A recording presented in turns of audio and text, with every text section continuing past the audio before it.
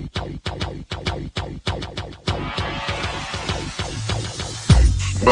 to the ODDSBREAKER'S #1 place for shared, sharp betting information.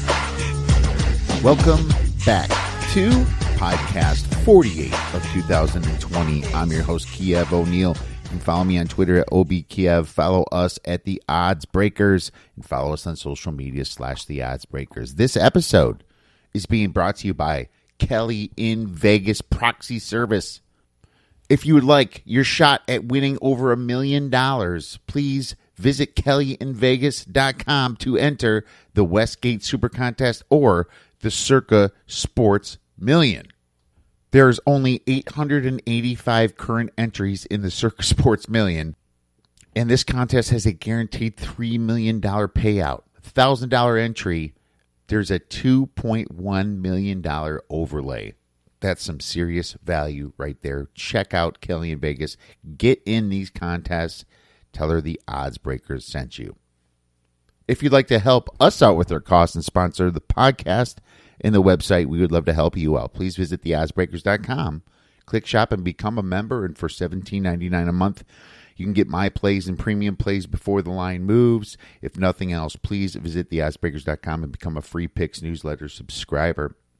And last year in the NFL, our members will remember that we are up 53 units after the Super Bowl. Hit a nice Super Bowl, hit a couple nice prop bets to help boost it. So we were at about 25 units before the Super Bowl, gained another 28. So we had a fantastic NFL season last year. So if you'd like a piece of that type of handicapping and you'd like to sponsor our podcast, we had a fantastic year, hoping to repeat this year. Please become a member, and we will definitely be able to keep bringing you the content that we do every single week with great guests and hopefully some great value. Obviously, if you just enjoy the podcast, we give you as many free picks as we can, and hopefully those come into fruition like they did last year and other years as well. We have a fantastic show for you today, my friends. We have a first-time guest here from Doc Sports, a man I've listened to a long time, Mr. Tony George. He's going to come down and break down some NFL games for all of us. Very excited to have Tony on. But before we do that, we are going to have another show. It's going to be airing on Saturday mornings at 6 a.m. Pacific, 9 a.m. Eastern Time. It's going to be a show with Kyle Hunter about the last look at the odds before the college football game. I'm very excited to start doing that. It's going to be a video TV type show on Twitch and on YouTube channel. So check out the ODDSBREAKERS on Twitch and YouTube. It's kind of a brand new thing, so bear in mind there's going to be a few mistakes, but we are already setting up to make this happen. A last look, going through some more lines, some sharp movements, and hopefully some more free plays for you for the college football season. Very excited to get together with Kyle and bring you this. So that's going to start, I'm guessing, we might have one this weekend on the 5th. But I believe by September 12th, it's going to be rolling and going every single Saturday morning. We are off and rolling in football season. 2 podcasts a week we're going to start seeing, brought to you by the oddsbreakers.com. I believe we started doing 2 podcasts a week maybe a few weeks back. And kind of just fell into it. There's been a lot of guests, obviously, showing up. It's football season, baby. That's how we do it. We're going to start talking about sharp line movements, sharp side of the force like we always did before. We're going to talk about recaps on our Tuesday morning show. Comes out Monday. We record it Monday night. Fantasy football Monday night.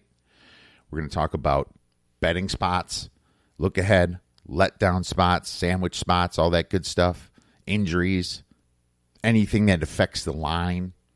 Very excited to keep bringing you that kind of content as we've done over the years here at the oddsbreakers.com. It is football season, baby.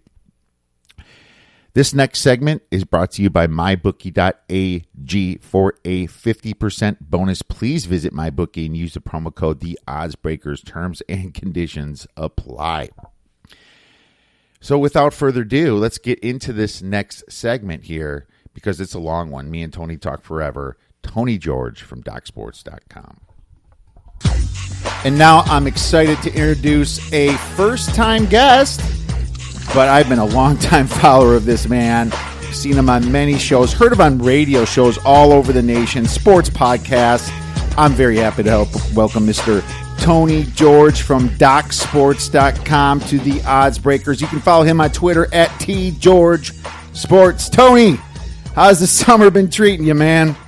Oh, hey, Kiev. Thanks for having me on. I've heard a lot of good things about you here doing the podcast. Well, it's been a tumultuous summer, tumultuous 4 or 5 months, in the sports world and basically in the regular world in general. So, and kind of front row and center yesterday, with the happenings up in Wisconsin and the players in multiple sports, making a stance for social justice, and they have every right to do so, but nonetheless, it kind of messes up my livelihood a little bit, but so be it.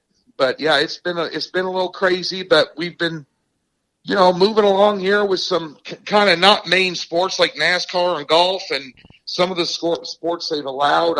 I opted out of Korean baseball and, being in a position of having a lot of eyeballs on me, for lack of a better term. I've been in the business 28 years. I wasn't going to jump in out of the fray and say, hey, all of a sudden I'm a Korean baseball expert.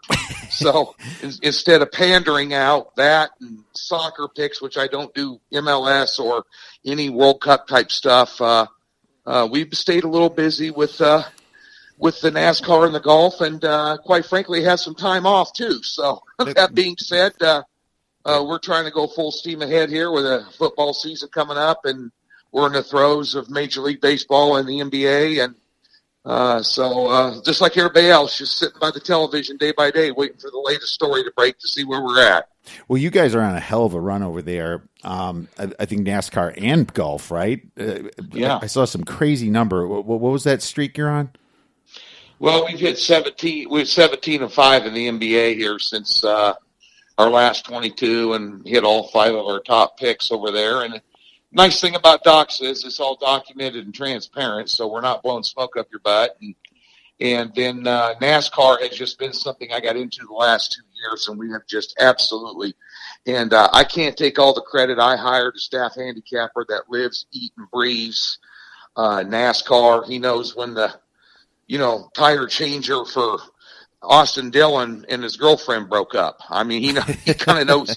He kind of knows everything. But we're on we've hit, I think, 19 out of our last 22 head-to-heads, and we went 20-4 with our top picks of 6 units or more this year. And last year we were up 88 units and like $7,700, and this year we're up 108 units so far, with 12 races to go, and up 11 units. So we're having back-to-back good years there.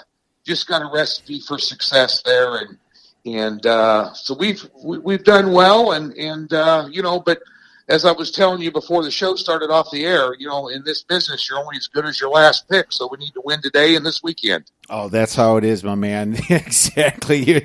Especially when people jump on you finally. But, looking at that, that's unprecedented, the amount of success that you guys have been having. It's almost like these books are probably dying for some football here, hopefully to make some money back when it comes to huge outfits like Doc Sports. And that's fantastic. And, it is funny that, you start going into different areas and you find success in it. And I did the same thing with UFC.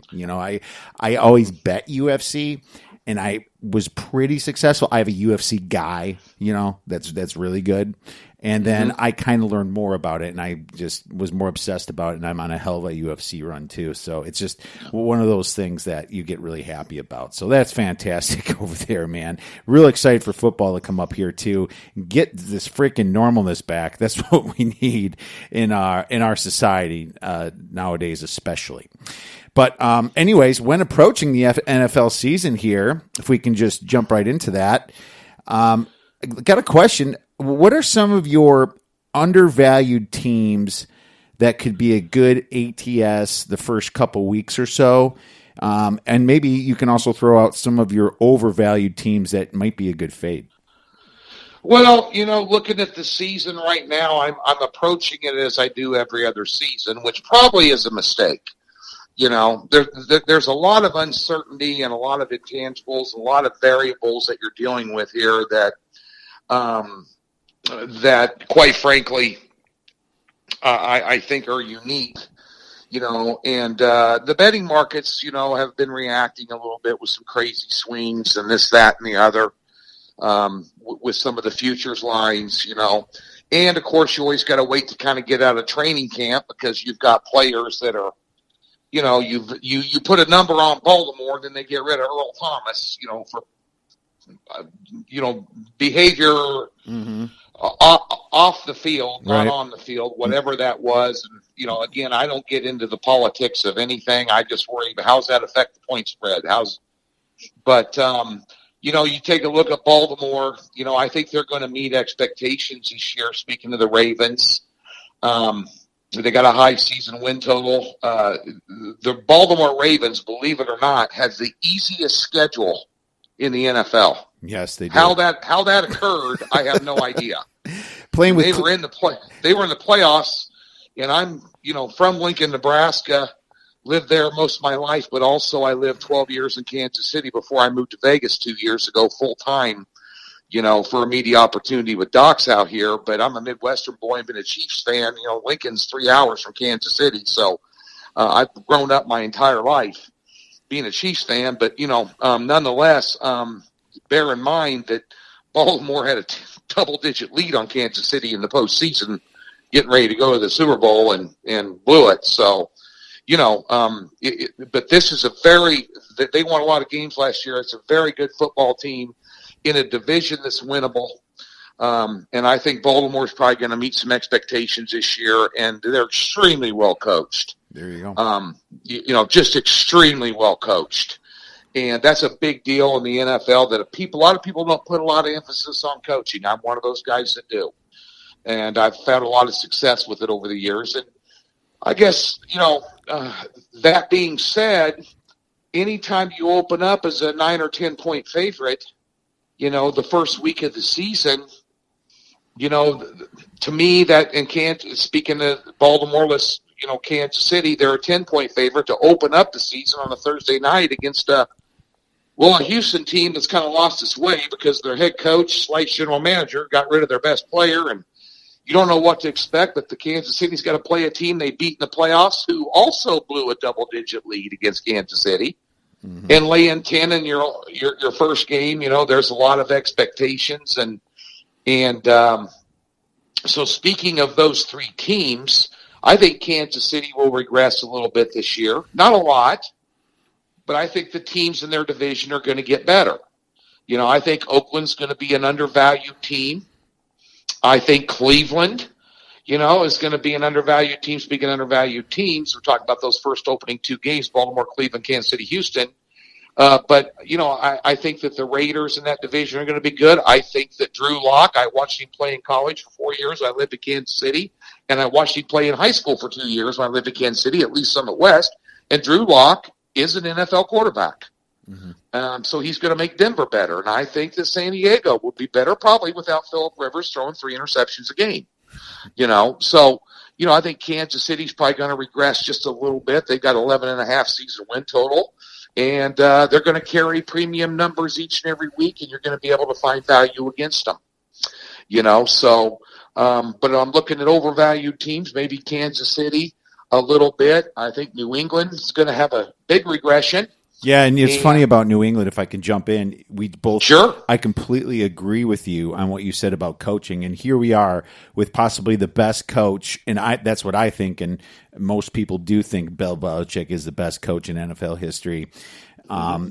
Here he is with an empty slate, like literally a completely different look. How could you not? That's the most intriguing thing to me, Tony.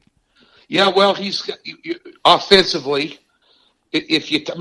First of all, they're still picked to win their division. I think the Bills are going to win that division. But that being said,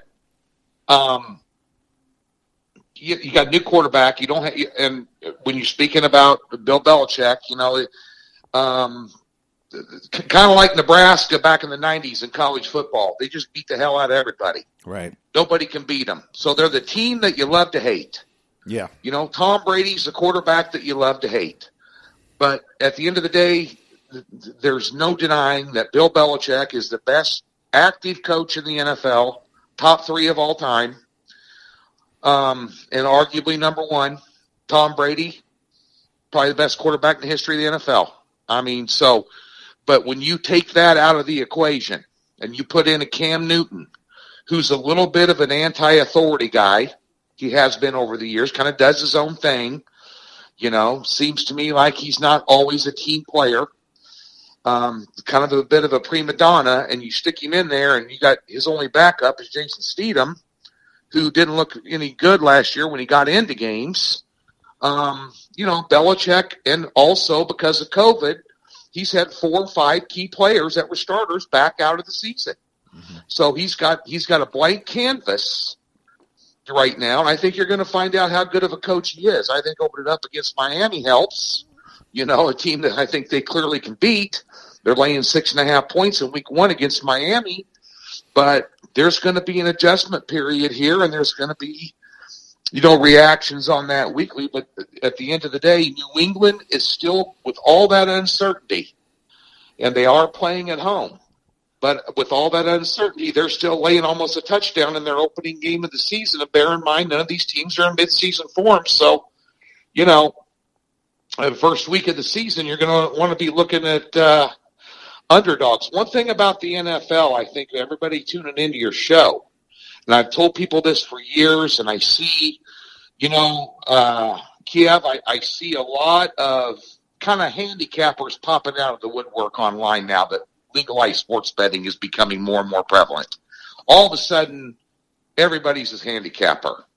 Yeah, I've been doing this 28 years, so I'll go to some of these sports forums and I'll go to different places online, and I'll read some write-ups that these young cats are putting out and telling you to unload on, the Jets or whatever.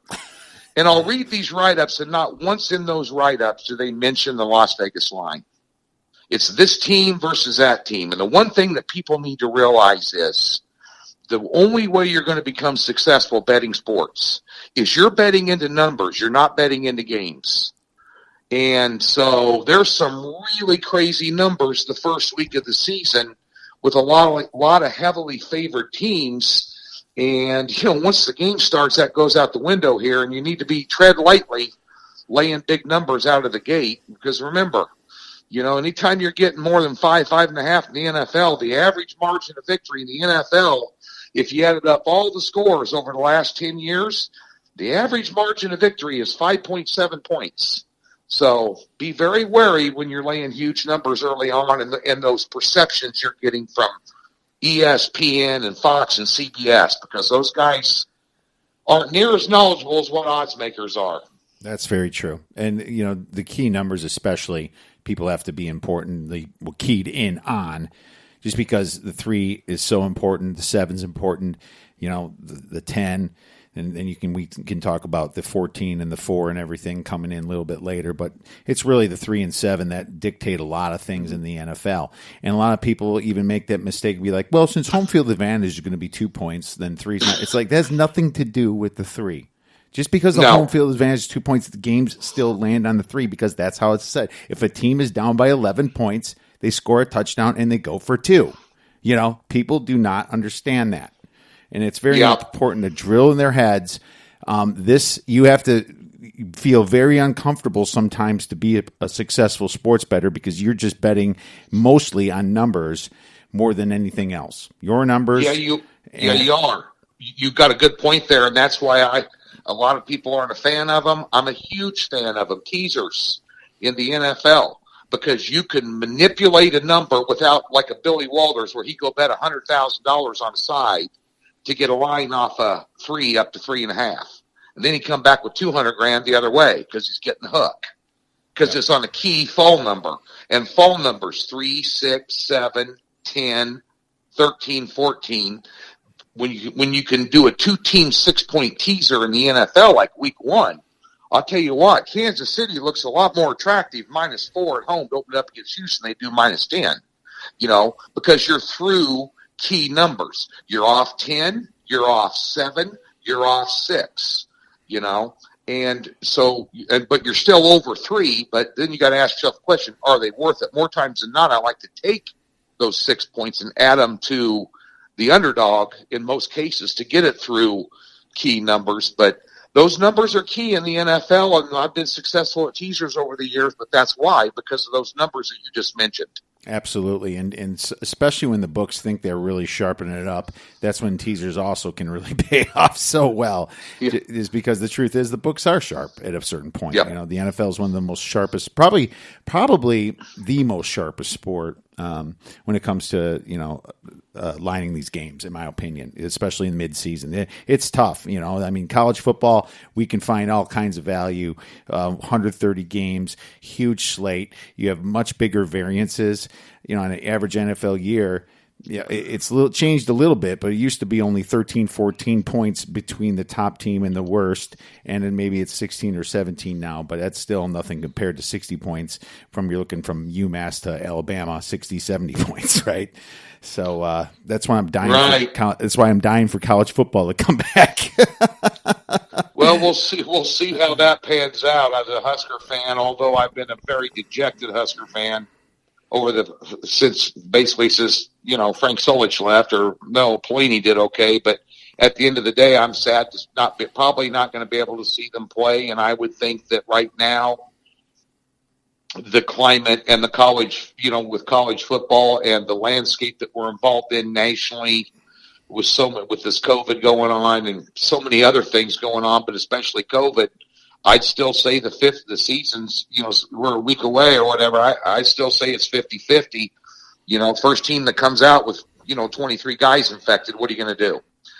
So it's still not 100% sure, but I'm hoping we've already lost, I think, 51 or 49% of the games that were going to be on TV, based on the conferences that backed out, like the Big Ten and these other conferences, Pac-12, and then of course the MAC and the smaller conferences that can't make it without getting the money from the big schools they were going to play in the non-conference schedule. It's going to be a little scary there. I think the NFL will be fine, but I'm a little worried about college. I'm not putting out any futures in that. Kiev, I think it's futile to do so. So I think there's going to be a lot more severe reactions in college than there will be in the NFL if there's a problem. I think the NFL has contingency plans in place. Yeah, the only way to really beat it is to have an expanded time frame for your season, especially when you see baseball can play double hitters. This ain't nothing like football. So in my opinion, the bowl season's probably going to end up being scratched if they can get through it, and you might see your last regular season game around Christmas if the SEC can make it through this. But we'll hope for it, my man. Lots of uncertainty here, but a question about uncertainty that I have for you is it going to still be smart to hit the lines early? Or, as early as you can, right? It depends upon, obviously, what size of a bettor you are. If you're a limit bettor, you have to wait till Wednesday. If you're just a novice bettor, like most of our listeners are, or not even novice, just bettors that just don't bet limits, $100 here, whatever, per game, then, you probably hit them on Monday, right? So my question is, you think it's still going to be good to do that, or do you think the COVID adds too much variance? Well, I think it's going to be a little different than years past, but sharp money is always bet early and public money's bet late.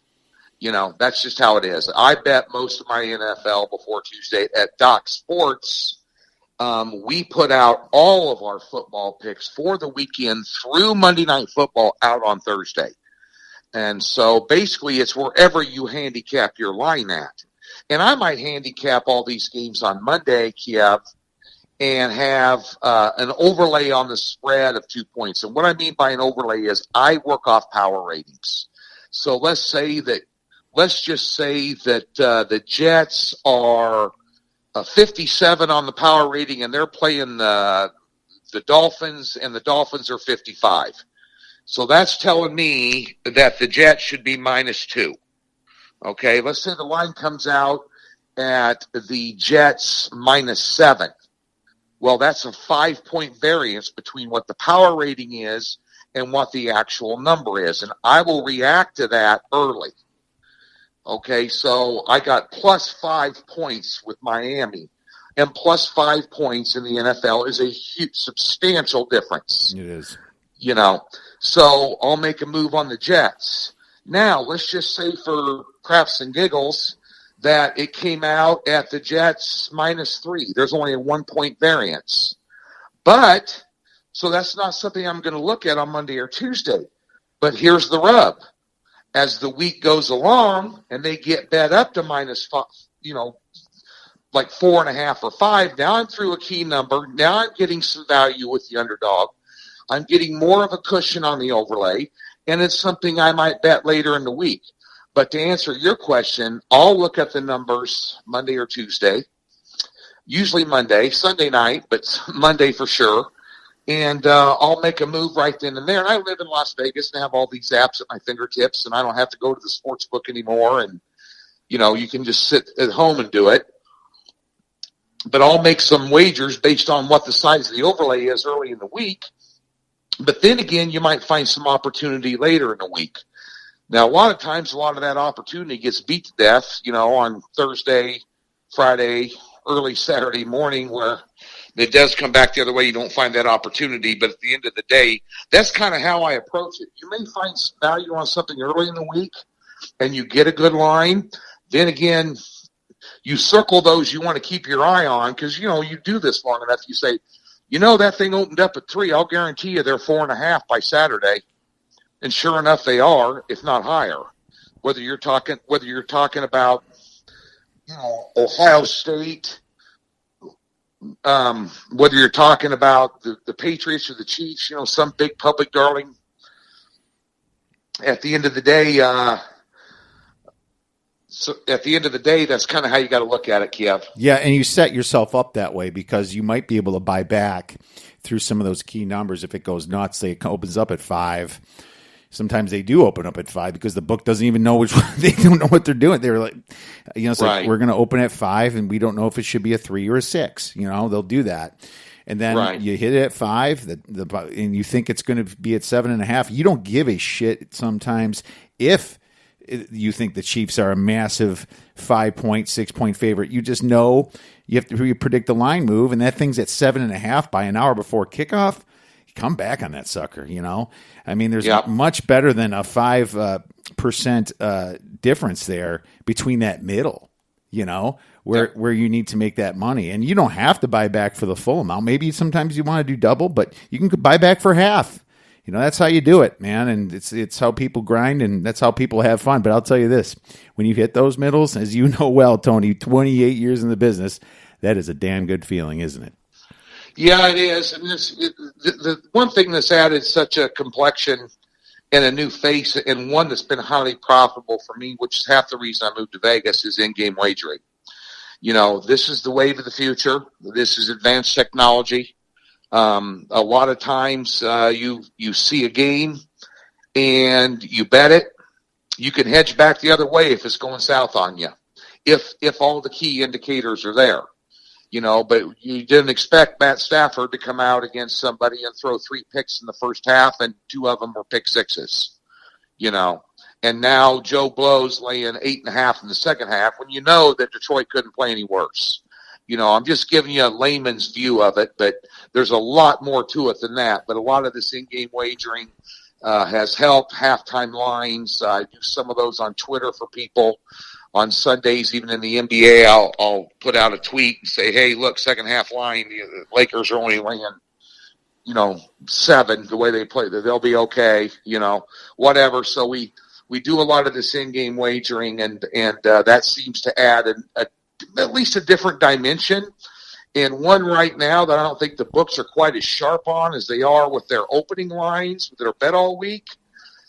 So sometimes you can find some real opportunity on halftime lines because they don't have all week to set a line and they're just basically reacting to what money is coming in. That's the only thing that's moving the line. It's nothing else other than money. And a lot of time it's public money. And you can open up, right out of the gate at halftime and then wait 4, 5, 6, 7 minutes. And you'll notice some real opportunity with another side. You just bet against the public, which usually pays off more times than not. But, there's a lot of interesting dynamics to betting football right now. Absolutely. Great points. Obviously, if you're on a favorite and, they screw up and fumble a couple times, maybe it's a pick six or something, you can possibly hit that favorite with a much more juicier number. And then if they're a powerful team, they can come right back on that. So live betting is fantastic. I totally get what you're saying there. All price dependent. So, there's a little bit of an art to it, but being in the business so long, you can start to understand that thing, which is huge. Without giving too much information up, though, Tony, what did you look at any of the season win totals or futures in the NFL? Yeah, I did. And I'm still a little concerned about them. I haven't done any more research than I absolutely needed to because the uncertainty of the season and the uncertainty of who gets injured in camp or who gets cut, like Earl Thomas or somebody from the Jets is starting defensive back, tore his meniscus yesterday. So that affects how, they come out of the gate in the win. So I really haven't put, probably until next week, I really put a lot of luck into it, a look into it a lot deeper. But, a couple of teams I thought that probably will raise some eyebrows this year. And you've heard a lot about them for the last 4 or 5 years, but I think this year it comes to fruition. And I think the Cleveland Browns, might get over 7.5, 8 wins this year. I think if you look in that division, even with Baltimore there, man for man, talent-wise, I don't care what your opinion is of Baker Mayfield, this is one of the most talented rosters in that division. Mm-hmm. And they have a coach. The coach they had last year couldn't coach his way out of. Guy couldn't get laid in a monkey whorehouse a fistful of bananas. I mean, he just was terrible. But if you take a look at this coach from Minnesota that came over, he's a really good coach. He's a disciplinarian. I think there's going to be some discipline on that team. I don't think you'll see a team talented at wide receiver in that division like they are, 3 deep. And I'm talking first-class talent at running the ball. Got a good offensive line. Quarterback is more than serviceable. Good tight end. Defensively, they're extremely stout. They got maybe one of the best defensive ends in the league. They've got players and hitters all over the place. I think that Baltimore is going to struggle with them in week 1, laying 9.5. I think it's down to 8.5 at some spots now. I think some sharps are agreeing with me on the futures betting. But I think they're a team that's got a lot of talent, and I think they may rise to the top. It's going to be interesting. They got to play Baltimore twice, and they get to play Cincinnati twice. They'll probably beat them twice, but they also got to play Pittsburgh twice. And then, of course, I think another team that's going to be undervalued, you've heard a lot about, and I'm talking about these two teams have a common theme with me, Kiev, and that is they have been acquiring talent year in and year out for the last 2 or 3 years. The other one's is Las Vegas, the Raiders. And trust me, as a Kansas City Chiefs fan, I hate the Raiders, just from a fan standpoint, because I'm a Chiefs fan. That's our bitter rival. But hey, I don't feel sorry for you after this year. Yeah, there you go. Well, hey, I'm gonna wave that Super Bowl flag. I got more Super Bowl flag in my house than you can imagine. But at the end of the day, I think John Gruden's got himself a good team. I think he's got a lot of talent on both sides of the ball. He's done free agency well. He's drafted well. He's got a lot of talent, a lot of speed. I think he's got a serviceable quarterback. The jury's kind of still out on Carr, but he's had some good years. He's had some bad years, but we'll see what he does this year. They got a great defensive back, the kid from, I think it was Auburn or Alabama. I can't remember. It was Jacobs. I can't remember his name now. It escapes me, but he got hurt last year in the last preseason game, but he was going to be a stud and a difference maker. They're getting him back. I think that those two teams there are probably going to surprise, and I wouldn't be a bit surprised to see Oakland contend for second place in the AFC West. Seriously. So I think those two teams, if you look at their schedules, other than their division, I think everybody in the AFC West in the Raiders scenario is beatable. I don't think Kansas City's beatable for them yet, although stranger things have happened. But at the end of the day here, I think those are two very undervalued teams, and I think they're going to be a couple of teams that make noise in their division and make some playoff noise this year. I think both of them could be 8 or 9 win ball clubs easy, probably 9 wins, and going to put them in the conversation. All right, man. I like what you're saying there. I actually bet Cleveland 2 bets. I bet them to finish first at plus, I think, 600. And then obviously they'd have to get ahead of the Ravens. I bet them to finish second at plus 250. So either one of those is a winner. So I'm on Cleveland. I absolutely am. And they had some bad turnover luck last year, -8 in turnover differential. So a lot of teams will, a lot of people claim, and I believe this mostly at least, that turnovers are mainly luck. Unless you're maybe Jameis Winston out there just throwing it wherever the hell you want. A lot of those turnovers regress back to the mean. It's especially in the NFL. So, the fact that Cleveland did what they did with -8 turnover margin is pretty cool, pretty good. And the Raiders were -2. And Gruden has been there for a long time. 100% agree with you there. I think the Raiders are going to have some value coming in the beginning of the season. So loving what you're saying there, man. Yeah, I tell you one thing. One bet that I had made, futures bet, and that was Buffalo Bills to win that division this year, and I got them at plus 140, and it's still out there. You still got New England at a minus there. I think it's interesting because New England and them both have season win totals at 9 this year. Browns at 8.5. I was just looking at the updated odds right now. But I think that, and the Raiders at 7.5 probably is a great grab. I think they're an 8 to 9 win team. I think there's value in that. You can get that relatively cheap on the money line there. And there's an extra playoff game too. Extra playoff game, I believe. Yeah. So maybe betting the Browns to make the playoffs is a good play too. Yeah, and that's another good one. I think the Buffalo Bills are a team on the rise.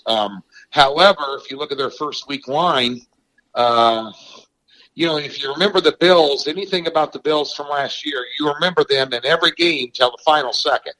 They were never blowing anybody out. Right. A lot of 3-point wins last year, 1-point win. 1-point loss.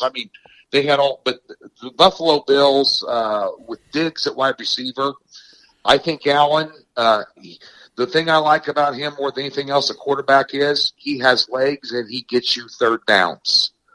He has thrown a couple games away. He's young, thrown into double coverage when he shouldn't have late in the game, pressing from behind, took him all the way down the field. And when the final big play really counted, he wasn't able to execute.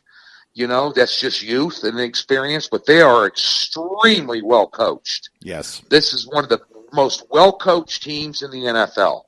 Extremely well coached. They're in every ball game. They're fundamentally sound. Blocking, tackling, running the ball, quarterback, running back exchange, all the boring stuff no one wants to hear about. Well, when you can execute that flawlessly, that's why New England's been so good for so long. Fundamentally, they are executing every single game. Mm-hmm. Under Bill Belichick. He will settle for nothing less. And if you take a look at McDermott there, he's the same kind of disciplinarian coach. He's a great football coach. They have a lot of talent. Unfortunately, there's not going to be a huge home field advantage this year. For the stadiums, I think Kansas City is going to allow 22,000 in at some point in time, a third of their ticket holders. So there'll be some fans cheering. But, in common years, going up to Buffalo and playing in November and December is extremely difficult. They got a big home field up there, and they got a rabid fan base. And but I think this is a team you're going to want to keep your eye on this year. However, that being said, I think the Jets are going to be a little bit better. I think them laying 6.5 out of the gate, it's up to 6.5 now, might be a little bit much for them right out of the gate against what I figure is going to be a much improved Jets team this year. There you go. And the Bills, I'm glad you brought that up. I just talked to David Behrman from ESPN about that. I got them at 175 back in May. So that was one of the first things I attacked when I found out that, the Patriots were in such disarray and everyone's starting to opt out. And I personally think that Tom Brady is a bigger factor for the leadership of that team than people think. And I know that he had the Matt Castle success and a little bit of Jimmy Garoppolo, but you look at Jimmy Garoppolo, he's a pretty good quarterback there. And Matt Castle, they had a hell of a defense that year, and they barely limped into the playoffs and lost. So I just think that Brady was all of that. And I love the Bills pick. I absolutely 100% agree with you. John Brown's still a receiver there. I love Devin Singletary there. They got a nice kid at the draft named Moss. Yeah, it's. I'm excited about the Bills. But Tom Brady, Tom Brady's one of those guys. There are very few guys in the NFL that are worth 5 to 6 points. Tom Brady's one of them. When he was in New England, consistently, he's one of them. I mean, Aaron Rodgers, for Green Bay, if he's not playing, good. I don't care about I'm talking years past. I'm not talking about the Jordan Love out of Utah State there now, and he's just a rookie. But, I mean, there's a very few players that are worth that kind of. Russell Wilson, another one. Mahomes, another one. But there's not too many players you can name that are worth the kind of point spread value that Tom Brady provides. And that's going to be that's a good point and a good fade on your part when you're betting the Bills and fading the Patriots. I'm curious to know. I know you do a lot of research yourself and pretty sharp. Brady versus Breeze, week 1. Brady 4.5 point underdog. What do you think about that game? Oh man. All right. Well, let's get right into it then. The Tom Brady with Tampa Bay. The thing about Tampa Bay is if you took Jameis Winston, just take his interceptions out of it. Or let's just take half his turnovers out, because Tampa Bay was one of the worst turnovers team, -13 in turnover differential. Tampa Bay would have been a hell of a good team if the defense didn't score so many points. And now they have a quarterback that doesn't throw a lot of turnovers, and he's pretty damn good and very motivated coming in with a chip on his shoulder. That said, my actual power number on this game, and it's hard to figure out home field, Tony, and maybe you can talk a little bit about it. I have to start with 2 points, one for travel and one for just not being there. It's not your home field. It's a different place. And maybe I'm wrong, and that's going to adjust throughout the season. But I'm not going to give a full 3 until there's some fans there. But just on a perfect power number on this game, I have the Saints -6.5. So it's at 4.5, getting down to 3.5. Am I along what you're doing? I didn't bet it yet. I'm not sure. I'm not sure if I want to fade Tom Brady, but I am looking at the over, and I don't love to take overs early this big, but this might be the most exciting game of the first week in the NFL. Yeah, it probably will be. Probably the 49.5 is probably going to be in play for the over. I would say this. Although Jameis Winston gave the other team an extra 4 or 5 possessions a game last year, which makes your defense look bad. At the end of the day, Tampa Bay couldn't stop Grandma with a shopping cart at Costco last year. They had the worst secondary, I think. One of the worst in the league. Yeah, you could cherry pick them apart, and they didn't make a whole lot of improvement in that area. They spent a whole lot of money on Gronk and Brady, but at the end, Bruce Arians is a good football coach. I mean, damn good football coach. But at the end of the day, if it was anybody but Drew Brees, I probably would be looking at New England. But you got Drew Brees here, and Drew Brees is going to want to prove a point. I still think that playing in the Dome is worth a couple of points, even without a huge amount of fans. And one thing about it, you've had a lot of adversity this season with this COVID. Bear in mind that New England or New Orleans is very good in adversity. Remember Katrina? Mm-hmm. Yeah. Who was coaching them? All this, so they've been through a lot of this before. These turbulent times, Breeze and Peyton. So, there's that factor. But at the end of the day here, until I see New England's defense improve greatly. Tampa's, yeah. Yeah, Tampa's still Tampa, even with Tom Brady. And you're going to have, unless he is scoring the way I see, unless Tampa Bay is scoring 28 a game, they're going to be in jeopardy. They're going to have to score 28 a game to beat people. Right. And so, New Orleans' defense wasn't that bad last year. So we'll see what they have. But they got a lot of weapons there. And I think I don't think Tom Brady's going to. I don't know. The point spread to me, it's New Orleans or nothing for me.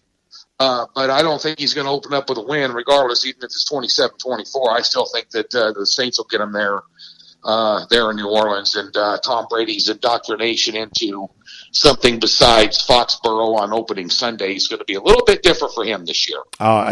Yep, and that's exactly why I probably have the Saints power numbered so high. It's that Tampa secondary is like cutting a hot knife through butter, baby. It's just they can't stop anything. All right, well, you don't want Drew Brees. You don't want Drew Brees slicing and dicing you. That's with true. the Ginsu knife week 1 of the season. That's probably what's going to happen. Yeah, and they're coming out pissed. So there you go. Yeah. Let's move into another big game. How about the first one? We have the Houston Texans versus the Kansas City Chiefs, and the Chiefs are about I have it at 10. That's where I wrote it. That's bounced around a little. Yep.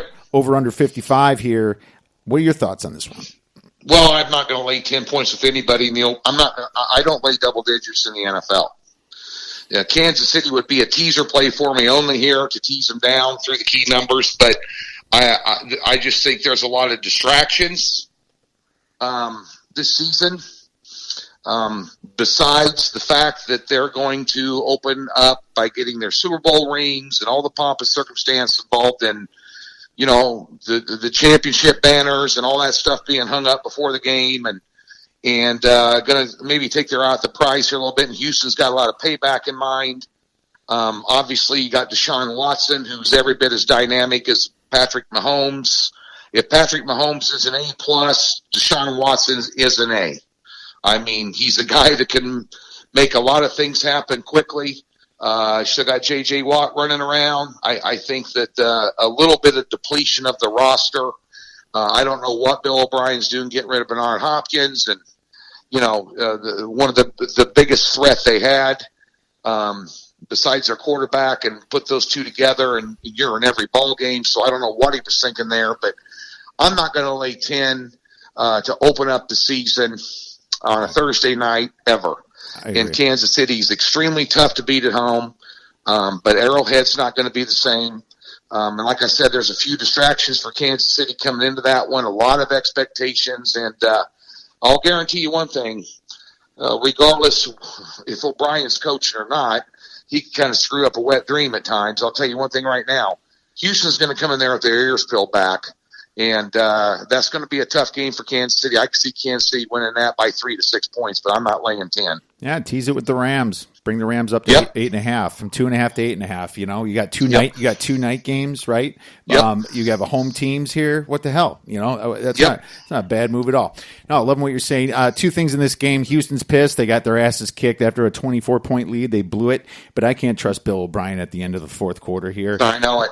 Scares you. And you just saw Kansas City did it against the best defense last year in the Super Bowl. They came back and they came back hard. So no play for me. Let's move on to the next game then. Sake of time. We have the Seattle Seahawks at Atlanta. Atlanta's about a home dog here. 1.5, I see. 49 total. What's the scoop with this one? No, it's Atlanta or nothing for me. I like home teams opening weekend. I think Atlanta, what they win, 7 out of their last 8 games last year, something like that. They played tremendously well down the stretch. Matty Ryan's a good quarterback. Obviously, you have the Russell Wilson factor. Pete Carroll continues to do it with less talent than a lot of people. Obviously, when I say less talent, let's go ahead and leave Russell Wilson out of that conversation because he's one of the most talented quarterbacks in the NFL. He carries that team on his back, but how long can he do it? I think Atlanta's pretty good across the board. Running back, they're deep at wide receiver. They got a good quarterback there. In that ball game, I would lean Atlanta. All right. Well, I actually like Seattle a little bit here. But what I like is the total more. I like the under, and I think I hit it at 49.5. And the reason I did is because Seattle, no matter what, they like to control the game. They're second in running back carries last year, and the year before, 2018, they were third in running back carries. They run the ball a lot more than people think, and they like to sit on their leads a little bit. Now, what I don't like is them sitting on a lead against Atlanta in the fourth quarter. I almost prefer Atlanta to pull ahead of them and that let Russell Wilson work his fourth quarter magic eventually and come back here. But what I do see is that Atlanta's going to want to come up tough and show that they have a defense this first game. They did step up in defense last year a little bit. They did lose some players. They got a few young guys there, but they're going to want to use Gurley. And they're going to see what they have with Gurley. They're not going to want to. They're not going to want to get too loose with that ball. So I like the under personally more than anything, my man. Yeah, that's not a bad play there at all. That's one thing about Pete Carroll you can always count on, is good fundamental football. And that's running the ball, tackling, having a balanced offense, having very good special teams.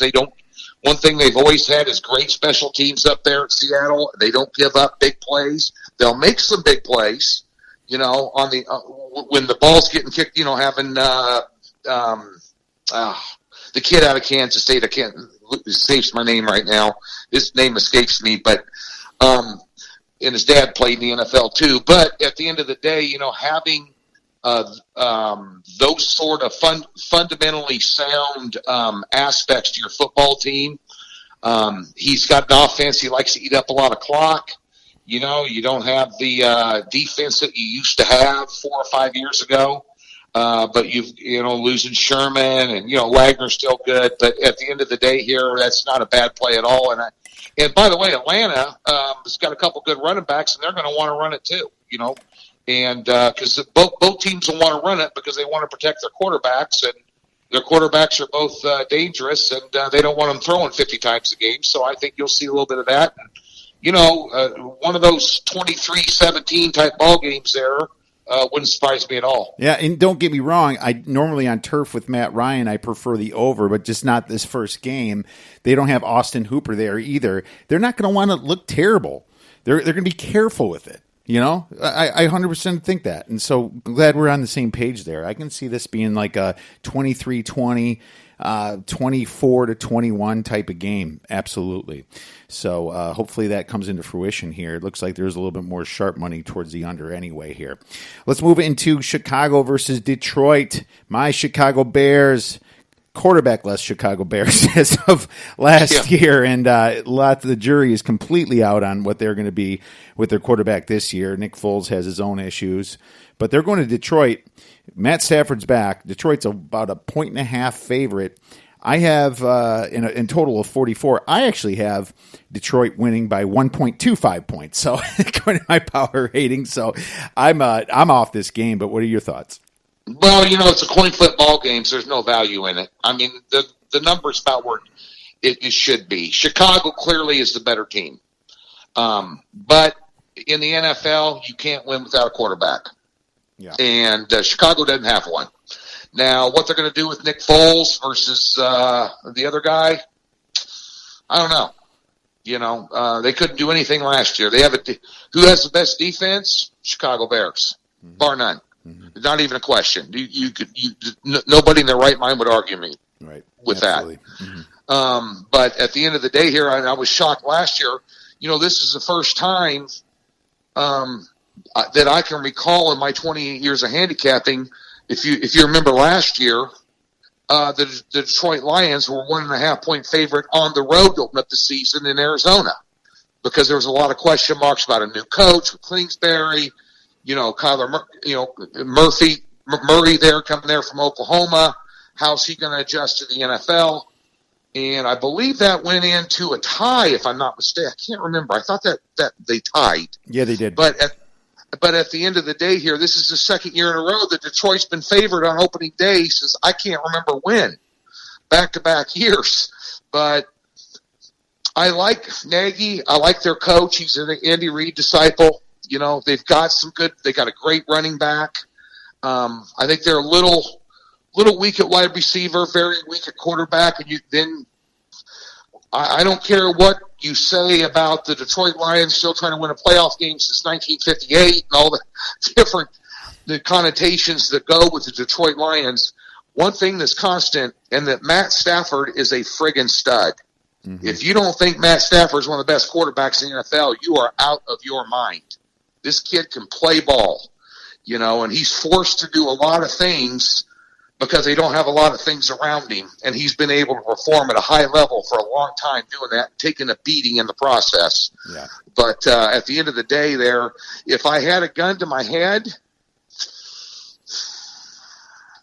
on the side, I could only lean Detroit, but I do think this is going to be one of your classic 14-10 type ball games and under 44, and this is one of the lowest totals on the board week one because I think Tennessee Denver's at 42, but other than that, second lowest total on the board. Miami, New England's sitting around 43.5, 44, so it's right in there with one of the lowest totals. If you're smart, and I'm talking about your Bears, since you said they're your team, your Chicago boy. If you're smart, you're going to play to your strength. And that's not put a lot of pressure on the quarterback. If, in fact, it's not Foles, and your other strength is your defense. So those two things, eat clock. Especially trying to establish the run. And cherry pick them, a lot of possession receiver passes, play action, a lot of underneath stuff. I think you might very well see a 13-10 type ball game here one way or the other, and I think probably the only way to look at that one to be safe is probably maybe a little bit of an under bet. Yeah, I look to the under and for sure. My problem about Nagy is he hasn't been smart. There's been games where he's trying to throw the ball 40 times, only with nine running plays, and part of the time is because they're a little bit behind, but just a little bit behind is a terrible way to, when you have a bad quarterback to try to get back in the game. You still should be pounding the ball there and controlling the clock and wearing the defense down, in my opinion. So definitely looking to the under there for sure. I'm glad you said that, and I was surprised it was so high. It kind of made me scratch my head. One thing I will say is Mitch Trubisky, this is his audition for the rest of his life. If he blows this game, he's not going to be a starter again in the NFL. It's going to be Foles, and they will have an excuse to use Foles now. So yeah, well, they don't have the political situation they had last year. They're paying him a crap load of money, and to go ahead and replace him with Chase Daniel, a career journeyman backup, who, by the way, is not a bad quarterback. We had him in Kansas City for quite a while. I watched him play in college at Missouri when I lived in Kansas City. Kid's a stud. But this year now, so instead of a guy you're paying $1.2 million to as a backup or whatever it was, now you've got a guy you're paying a bunch of money to, and it's a little easier to transition from Trubisky if he ends up being a dog turd in a cantaloupe patch again, and go ahead and put Foles in there. You paid all that money for him, so hey, let's put him in and see what we can do. Because you need something to ignite your offense, out of the gate. In these games, you just no matter how good your defense is, you can't get down 10-13 nothing. Because you don't have an offense that's you don't have Patrick Mahomes and Travis Kelce and Hill running around, but you can just put 14 up like it's nothing. It's a different it's a different animal for Chicago. So I think he'll get the hook early if they struggle. Kiev, I'll tell you that right now. Run the ball, baby. Just run the ball. All right. Yep. We have time for 2 more games, about 5 minutes left. Let's look at the Colts here. The Colts versus Jacksonville. Jacksonville's about a +7 here at home. Home dog. Total on this game is 44.5. And you kind of hinted earlier to me to make me think of what side that you're going to go with, or at least lean to. And I'm going to say that Tony George is going to lean with Jacksonville a little bit. Am I right? Oh, you'd be absolutely correct. Yeah, I like Jacksonville at home here. Indianapolis has got a lot of pieces. They've got one of the best offensive lines in football. They got a great running back. They've got a solid defense. They're well coached, no doubt. But what's Phillip Rivers going to do? Right. That's the $1 million question. He's got racked up a lot of yards over the years. I got a lot of respect for the guy, but he looked like the tank was half empty last year. His arm's not as sharp. He turns the ball over a lot. And I just don't think the Colts can go on the road laying a touchdown with the perception. And by the way, Minshew wasn't bad last year for Jacksonville. And they're playing for their coach's job. Right. And I think this is going to be a very competitive, entertaining game. I think maybe the Colts can win it. I'm sure as hell not laying 7 on the road with them. I'll tell you that right now. Well, Jacksonville is 5-0 against the spread. Their last 5 home games against Indy, and 5-0 straight up their last 5 home games against Indy. Yeah. So that's a pretty huge stat right there. They're familiar with them. They're a division team. There you go. Pittsburgh versus New York Giants, and the Giants are plus 3.5 at home. Total on this game is 47. What are your thoughts on this one? Well, I think Pittsburgh's going to get them. Just probably not a game I'm going to be on. I think this quarterback for the Giants is real. I think he's going to be a good one. He made a lot of plays last year, kept him in a lot of games. He's got a lot of poise. He's got some weapons around him. Giants defense is the problem. Big Ben's well rested, didn't play last year. Obviously, I'm not a big Mike Tomlin guy. He is only as good a coach as his coordinators are. That's always kind of been his MO, at least in my mind. I've had many arguments with many guys about Mike Tomlin and his value. But at the end of the day here, it's still the Giants. It is, man. It is. Yeah. And I think Pittsburgh's got the second easiest or third easiest schedule in the NFL this year.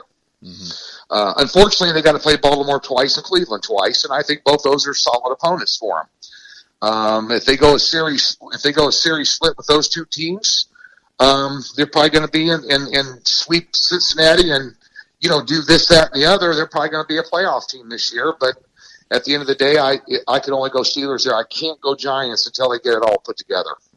Well, for me at 3.5, I would be a very small buyer on the Giants, but the reason that is because Big Ben's coming into his first game in a while.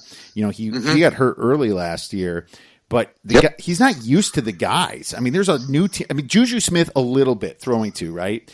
But it was mostly Antonio Brown back then. Now they have Evan Ingram or Eric Ebron. They have James Conner, which is he's not no Le'Veon Bell. Their offense was one of the worst in the NFL last year. It was next to the Bears. I think they might have been the worst. And I know Big Ben should change that, but I don't know if it's going to be the first game. There could be some rust there. I think they win by 2, 3, 1, maybe 1 point. But I think even more the under 47 points is massively in play here because the Pittsburgh defense is going to be top 3 in the league this year. I love their draft. I love that first round pick that they lost and got Minkah Fitzpatrick, which is definitely if Minkah Fitzpatrick was in this year's draft, he'd go top 5, top 10. In my opinion. That was a great trade for Pittsburgh. Their defense is going to be so solid. So 2 things are going to happen here. There's going to be a 13-10 type of game, or it's going to be a 18-3 type of game or something like that. So in my opinion, the under is a much better play. Well, that's all the time we have for that, Tony. Any quick games you want to throw out there? No, not really. We hit him pretty good. Yeah, you hit him pretty good. More than I usually give up, and I still haven't. I've made a couple of wagers early on. Talked about a couple of them.